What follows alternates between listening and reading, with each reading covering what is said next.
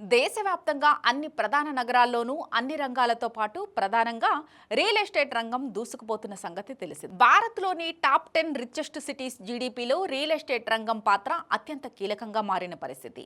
ఈ నేపథ్యంలో రెండు తెలుగు రాష్ట్రాల్లోనూ ప్రధానంగా హైదరాబాద్లో భూముల విలువ తారాస్థాయికి చేరేందుకు మాటలు వినిపిస్తున్నాయి.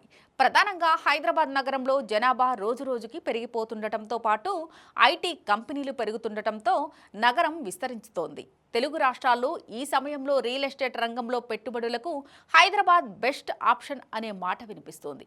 ఈ సమయంలో తెలంగాణ ముఖ్యమంత్రి రేవంత్ రెడ్డి ఈ విషయంలో ఆసక్తికర వ్యాఖ్యలు చేశారు.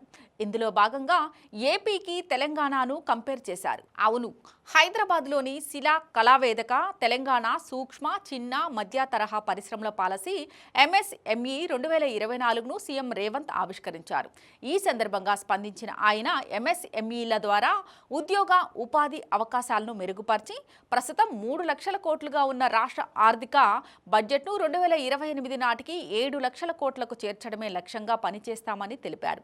ఈ క్రమంలోనే గతంలో కృష్ణా గుంటూరు జిల్లాల్లో ఎకరం అమ్మితే తెలంగాణలో 10 ఎకరాలు కొనే పరిస్థితి ఉండేదని, అయితే తెలంగాణ యువత ఐటీ రంగంలో అడుగుపెట్టి సిలికాన్ వ్యాలీని శాసించే స్థాయికి ఎదగడంతో ఇప్పుడు పరిస్థితి పూర్తిగా తారుమారైందని అన్నారు. ఫలితంగా తెలంగాణలో ఎకరం అమ్మితే ఆంధ్రాలో 100 ఎకరాలు కొనొచ్చని ముఖ్యమంత్రి రేవంత్ రెడ్డి వ్యాఖ్యానించారు. దీంతో ఈ వ్యాఖ్యలు హాట్ టాపిక్గా మారాయి.